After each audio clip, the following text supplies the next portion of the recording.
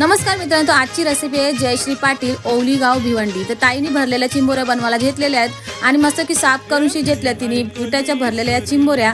त्यासाठी लागणारे हे सामान तुम्ही बघून घ्या। चिंचेचं पाणी यो घेतलेलं आहे आणि आता यो खोबरा म्हणजे लसूण बिसून यो सगळं वाटण करायचं। यो गरम मसाला आहे यो तिने गरम करून घेतला। आता मस्त की गरम करून घेते ती, आता तुम्ही बघू शकता। आणि त्यानंतर ती त्याचं वाटण करतं, म्हणजे पाट्यावर वाटण वाटलाय तिने, म्हणजे कवरी चव भारी असेल ताईच्या हाताला। पाट्या वाटून तिने घेतल्यानंतर सगळा मिक्स केला, त्यात गरम मसाला, हळद, मीठ, मसाला सगळा टाकून सगळा कालवला आणि मग त्याच्यात चिंचेचं पाणी टाकून तो सगळा गरम करून घेतला आणि तो गरम केलेला सारण सगळा तिने चिंबोऱ्यांमध्ये भरला। नंतर चिंबोऱ्या मस्तपैकी पॅक करून घेतलेल्या आहेत बघा तुम्ही।